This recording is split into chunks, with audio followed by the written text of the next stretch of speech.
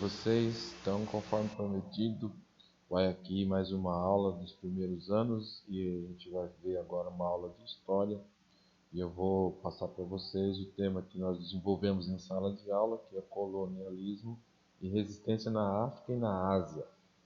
Essa aula foi ministrada no Centro de Mídias pela professora Luiz Coutinho de Oliveira, professora Janaína Jardim, da equipe do CMSP SEDUC. E como você sabe, eu também falei sobre esse assunto em sala de aula, você que participou nestas semanas presencialmente, nesse revezamento que estamos fazendo, você participou desta aula de história também.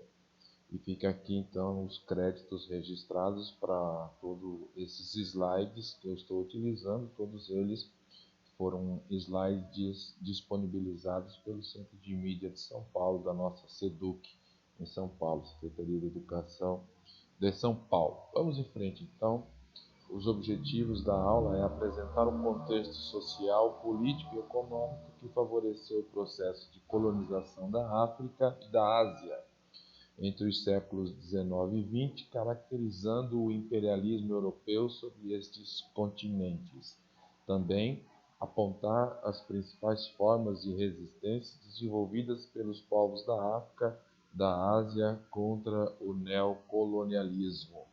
Então, eu disse a vocês que quando estudamos história é estudar todos esses contextos, o social, o político e o econômico de países, de povos e nações. Também disse que estudar história é olhar para o passado para se compreender o presente e construir um futuro melhor.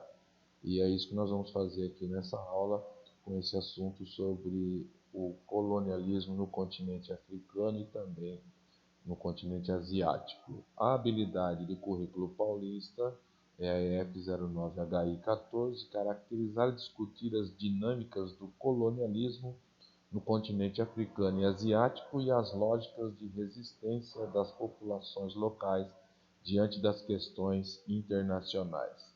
E a habilidade de suporte do currículo paulista do ensino médio é o EM 13 CHS 101, identificar, analisar e comparar diferentes fontes e narrativas expressas em diversas linguagens com vistas à compreensão de ideias filosóficas, de processos e de eventos históricos, geográficos, políticos, econômicos, sociais, ambientais e culturais. E aí, retomando então essa interpretação desta charge, como a gente fez em sala de aula, é uma charge que mostra que a dominação dos países europeus, a invasão dos países europeus no continente africano, aí representados aí por esta imagem que é denominada de Britânia, que representa principalmente a Inglaterra, os seus soldados, já aí alguns nativos prostrados, e ela levanta uma bandeira da civilização sobre a questão de se levar esta civilização, entre aspas, para o continente africano, como foi muito bem discutido com vocês. E enquanto houve uma resistência por parte dos africanos, que você observa aí simbolicamente representada nesta imagem dos povos africanos com uma bandeira escrito barbárie. Então, o que representou civilização para os europeus, para os africanos foi simplesmente uma barbárie com tudo que foi feito ali. Vamos em frente. Então você viu que aí no final do século XIX e início do século XX, um novo pensamento sociológico surgiu, influenciado por teorias biológicas e evolucionistas. O darwinismo social baseava-se na teoria da evolução biológica de Charles Darwin para explicar o desenvolvimento das sociedades humanas, permeado por um discurso excludente. Essa corrente afirmava haver sociedades superiores a quem estava destinado o fardo, entre aspas, aí de novo, de levar a civilização e o desenvolvimento industrial às outras sociedades consideradas primitivas, atrasadas e selvagens. Vale ressaltar aqui que eles buscavam uma base científica que justificasse esta invasão ao continente africano, mas que isso só realmente foi algo para disfarçar a verdadeira intenção, que eu vou dizer mais à frente qual era, e você vai poder perceber que é isso que eles falavam sobre a missão, sobre o fardo de levar civilização e desenvolvimento industrial às outras sociedades, não passou de uma grande falácia, né? Uma grande mentira baseada, como eles quiseram buscar um argumento científico baseado no darwinismo social e na eugenia, que nós vamos falar mais à frente, querendo justificar esta invasão ao continente africano. A imagem, então, como eu disse, ela representa exatamente isso, quando os soldados britânicos invadiram o continente africano, tomaram posse das terras ali, e o que foi civilização para um foi barbárie para outro. Esse é o contexto do imperialismo, ou seja, o que estava acontecendo no mundo quando houve esta invasão dos países europeus quando invadiram o continente africano. Lembrando que imperialismo é uma forma de se dizer que os países que queriam montar os seus impérios, o mundo era dividido por impérios, né? Era uma configuração onde a gente observa impérios, fortes impérios sendo montados no mundo, e esse é o contexto que nós encontramos. Então havia já a segunda revolução industrial em 1850, só lembrando que a primeira foi a revolução do carvão e da locomotiva, e agora essa segunda apresenta novas tecnologias como dínamo, energia elétrica, telégrafo, os motores por combustão e o que são os automóveis, né? Entre outros. Novos modos de produção como o Fordismo e o Taylorismo. O Fordismo é a produção em série, né? É uma produção realizada numa linha de produção. Foi a primeira vez que se teve esse contexto de linha de produção, porque até então os automóveis eram montados, tomando como exemplo aqui a indústria automobilística, né? Os automóveis eram montados todos por diversas pessoas numa única vez. Aí o Fordismo, que foi uma tratativa de Henry Ford de melhorar o processo produtivo, e ele instalou então a produção em linha, e isso elevou a produção de automóveis. Eles produziam um automóvel por dia, passaram a produzir 3 a 4 automóveis por dia. E o Taylor, que foi um cientista também, foi que desenvolveu as metodologias de processos, né? Tempos e processos, onde ele estabeleceu tempos levando em consideração a mão de obra, a máquina, enfim, todo um processo de produção esquematizado, controlado, cronometrado, enfim. Então, o Taylorismo e o Fordismo impulsionaram as indústrias aí na segunda revolução industrial em 1850. Isso trouxe algumas consequências, e a primeira delas foi o aumento populacional, porque aumentou as inovações tecnológicas, aumentou a oferta de emprego. Lembrando que já o feudalismo não existia mais, já estamos na modernidade, já era o fim da Idade Média, e as pessoas que moravam no campo se viram obrigadas a migrar para a cidade em busca de emprego de sobrevivência, porque o capitalismo já havia chegado de maneira avassaladora.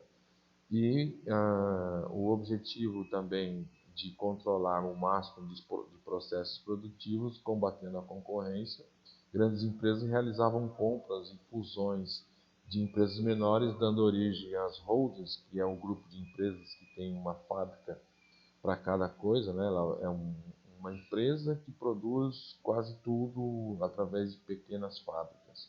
As trusts, que são como as joint ventures hoje, que são as fusões de empresas, e os cartéis que controlam aí preço, produção. Isso foi impactante aí nesse contexto do imperialismo. E aí então acontece no século XIX a partilha da África, ou seja, Eles se reuniram em Berlim e resolveram partilhar a África entre os países europeus, né? E esses antecedentes nos mostram o acirramento da concorrência econômica entre as potências europeias de então, França e Inglaterra, a unificação da Itália e da Alemanha e o seu decorrente ingresso na corrida imperialista. Então tinha aí essas formações de império com destaque, a necessidade de mercados consumidores, matérias-primas e mão de obra barata ou baratas, né? E aí isso, então, é que era a verdadeira causa desta invasão ao continente africano. E aí, para isso, eles usaram as teorias e justificativas ideológicas, como a eugenia, que era uma pseudociência que provaria a superioridade da etnia ariana, dos brancos em relação às demais etnias. O darwinismo social, que pregava a seleção natural, onde só os mais fortes sobreviveriam, o branqueamento, que, entre aspas, aí, seria necessário ser feito no mundo, né? O branqueamento das pessoas no mundo, e essa, né, pseudo missão civilizadora ou civilizatória. E aqui nós encontramos aí na Conferência de Berlim, em 1885, como eles se postaram e nessa divisão do continente africano. Então, a fim de arrefecer os ânimos da corrida imperialista, as potências europeias reuniram-se na Conferência de Berlim em fevereiro de 1885 para estabelecer regras de ocupação do continente africano, como se o continente africano pertencesse já a eles. E não, eles invadiram. E você tem aqui à sua esquerda um mapa mostrando como era o continente africano em 1880, antes da invasão, onde você observa que os países eram livres e tinham os seus reinos, as suas sociedades e se vivia muito bem até então. E aqui já um mapa em 1913, um mapa da colonização dos países europeus no continente africano. Então você observa onde está aí com essa cor rosa, era tudo que pertencia à Inglaterra, na cor azul que pertencia à França, na cor verde que pertencia a Portugal, na cor amarelo que pertencia à Espanha e assim sucessivamente pequenos outros países também que se ocuparam do continente africano, né? Por isso que hoje você vê diversos países africanos que foram-lhe tolhido a mesma a oportunidade de falar o seu próprio idioma, né? Por isso que hoje países no continente africano falam francês, falam inglês, falam português, porque a invasão foi algo que não permitiu nem mesmo que os seus povos, né, os povos que habitavam no continente africano, tivessem como premissa o seu próprio idioma, o idioma nativo, né? Mas vamos em frente. E aí, como foi a partilha da África, né? Hoje, o atual mapa da África com as antigas fronteiras coloniais, o amarelo as fronteiras da Bélgica, Itália, Inglaterra, Portugal, França, Espanha, e isso trouxe diversos problemas aos povos africanos e os seus domínios territoriais, porque depois que eles exploraram toda as riquezas do continente africano, depois que escravizaram os seus povos, né? Isso gerou consequências e até hoje nós encontramos guerras civis no continente africano e muita pobreza, com certeza, são os problemas que ocorreram sobre essa invasão. E aqui, olha como era a missão civilizatória, entre aspas, aí, que eles usavam. Aqui na parte da esquerda você vê uma charge, todo mundo recebe a sua parte, é uma charge francesa do La Lustration em 1885, que é uma caricatura retratando a Conferência de Berlim, onde o continente africano aí parece em forma de uma pizza, em forma de um bolo, e aí está sendo dividido entre os países europeus aí na Conferência de Berlim. E aqui, do lado direito, você vê uma vítima das atrocidades dos belgas no Congo, junto a um missionário em 1890 a 1910. Veja que ele está sem a sua mão. Isso quer dizer que a mão foi decepada. Os belgas foram os que talvez os que mais usaram de violência, além de ser a própria invasão já ser uma violência, mas ainda usaram de violência mesmo física contra aqueles que se rebelaram, contra aqueles que resistiram a essa invasão. E que missão civilizatória é essa, né? Que missão civilizatória é essa que faz isso com as pessoas? Tira a sua aquilo que é seu, invade o que é seu e subjuga e leva cativo. Isso não é civilização nenhuma. E aí você encontra maiores detalhes no caderno do aluno do nono ano do ensino fundamental, volume 2, página 43, que fala sobre a ocupação europeia na África, encontrando resistência por parte das sociedades africanas. É isso que a gente vai ver um pouquinho aqui. Alguns exemplos de resistência africana ocorreu no Egito, né? Lembrando, o Egito pertence ao continente africano, e esse movimento foi liderado pelo coronel Ahmad Urabi e teve início na década de 1880. Nesse período, o governo se posicionava alinhado aos interesses otomanos, que hoje são os turcos, e britânicos. O exército encabeçou este movimento revolucionário que desejava a libertação do Egito. No Sudão, também um outro movimento conhecido como Mahdiya, liderado por Mohamed Ahmad Al-Mahdi, e também na Costa do Ouro, atualmente Gana, a rebelião Ashanti, que a gente vai estudar na próxima aula um pouco mais a fundo sobre essa rebelião. No Sudão, na Tanzânia, na Ruanda, em Burundi, partes de Moçambique, bem como em Senegal, né? E aí, depois de explorarem o continente africano, eles ainda miraram as suas invasões para o continente asiático. E aí começa então também a ocupação da Índia, né, em primeiro plano. Cobiçada pelas potências europeias desde as grandes navegações, a Índia começou a sofrer interferência da coroa britânica durante o século XVII. Seja por meio de conflitos ou de alianças com marajás e nababos, príncipes e governantes, os ingleses foram ocupando áreas na Índia até transformarem boa parte do território hindu em um protetorado britânico. Uma das estratégias para tomar a Índia um mercado, tornar a Índia um mercado consumidor de tecidos ingleses, foi taxar a produção local, forçando a alta dos preços dos tecidos indianos. Outro ponto de interesse dos ingleses sobre a Índia era a produção de algodão, transformando a Índia em fornecedora de matérias-primas e em consumidora de manufaturados. A soma desses fatores levou à falência de diversas empresas indianas e à queda na produção de alimentos, gerando desemprego, fome, que na segunda metade do século XIX ceifou a vida de simplesmente 15 milhões de indianos. Então, em busca dos seus interesses maiores, a Inglaterra invadiu a Índia e taxou ali os produtos de produção local, e isso fez com que os preços eles fossem elevados, e isso levou à bancarrota de grande parte do país e à fome, e que matou 15 milhões de indianos.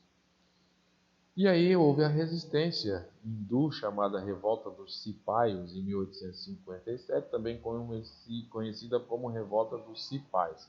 Essa revolta, ou Grande Rebelião Hindu, ocorreu no início com os cipaios, soldados hindus, que serviam aos oficiais ingleses, promovendo ataques pontuais contra seus superiores. Com o apoio da população, a rebelião logo se transformou em um conflito armado que se espalhou pela Índia. As causas, né, da revolta dos cipaios: abusos de poder por parte das autoridades britânicas, empobrecimento dos hindus, como a gente viu, 15 milhões de indianos morreram de fome, racismo contra os hindus, praticado por britânicos, ocidentalização da cultura hindu promovida por meio de proibições de práticas tradicionais. Nenhuma cultura subjuga a outra. Por mais que o colonizador ache que vai acabar com a cultura local, isso não ocorre. Nenhuma cultura consegue se sobrepor totalmente à outra. E isso levou uma resistência à forma de vida como os hindus levavam a vida. Isso gerou um racismo por parte dos britânicos e querendo ocidentalizar a cultura hindu, e isso foi a causa principal dessa revolta dos cipayos. A consequência da revolta foi duramente sufocada devido a essa revolta foi duramente sufocada devido à superioridade militar britânica. Nomeação de um novo vice-rei inglês para a Índia em 1876, a rainha Vitória é proclamada imperatriz da Índia, e aí quase que os indianos sem forças para resistir aceitaram essa dominação por um bom período da história, que nos mostra que até um dia desses aí é possível observarmos que a Inglaterra ainda dominava a Índia. Ainda falando do neocolonialismo na Ásia, temos outro exemplo da China, que é bem interessante também. A China era produtora de seda, porcelana e chá. E os britânicos compraram 12.700 toneladas em 1720 e 360 mil toneladas em 1830, pois eram itens que alcançavam bons preços no mercado europeu. Não mostrava interesse nos produtos europeus. A China não mostrava interesse nos produtos europeus. Apenas um produto em particular parecia despertar o interesse dos chineses, que era o ópio, uma substância entorpecente, altamente viciante extraída da papoula, que causa dependência química em seus usuários. Os comerciantes britânicos traficavam ópio ilegalmente para a China, auferindo grandes lucros e aumentando o volume do comércio em geral. O governo de Pequim resolveu proibir o tráfico de ópio, o que levou a coroa britânica a lançar mão de sua força militar. E aí a gente vê que houve uma resistência por parte do governo chinês, que resolveu então afundar os navios com toneladas e toneladas de ópio, dando um fim a esse tráfico. Isso causou uma revolta aos britânicos, né? E aí levou tudo isso ao Tratado de Nanquim, pois após o Império ter ordenado a destruição de 1.400 toneladas de ópio trazidas pela Inglaterra, a coroa britânica reagiu declarando guerra à China, Primeira e Segunda Guerra do Ópio, como foi conhecida. Vitoriosa, a Inglaterra impõe ao Império Chinês a assinatura, então foi imposto a assinatura do Tratado de Nanquim, que estabelecia, entre outras medidas, a abertura de 5 portos chineses para livre comércio de mercadorias inglesas. Isso aconteceu em 1846, certo? E aí você pode, depois, interagindo com a geografia, ver essa atividade e buscar esta informação, maiores informações para o seu estudo. Muito bem, turminha. O que eu quero ressaltar aqui no fim desta nossa aula é que, de novo, né, retomando esse assunto, olhar para o passado, compreender o presente e construir um futuro melhor. É por isso que nós estudamos história. E se nós olhamos o passado, nós encontramos esta invasão por parte dos europeus ao continente africano. Nós encontramos essa escravidão dos povos africanos, que foi uma marca triste da história da humanidade, que foi muito cruel e que traz consequências em todos os lugares até hoje, que é o racismo. Então, o racismo tem sua origem já desde esses primórdios da escravidão dos povos africanos por conta desta invasão dos países europeus no continente africano. Não tão bem sucedido na Ásia, mas que do continente africano eles exploraram as riquezas daquele continente. Consequentemente, hoje, quando observamos a pobreza daquele continente, podemos colocar essa conta lá aos países europeus e, e também a escravidão que trouxe tantas consequências nos dias de hoje, como o racismo que a gente tem visto em todas as partes do mundo, aqui no Brasil, nos Estados Unidos, na Europa. O racismo parece não ter fim. Mas cabe a nós, analisando este passado histórico e analisando isso agora, no presente, lutarmos para construirmos um futuro melhor. Então não permita que você seja vítima do racismo. Racismo é crime e isso deve ser denunciado. Ok? Espero você aqui em sala de aula. Forte abraço, até a próxima. Fui.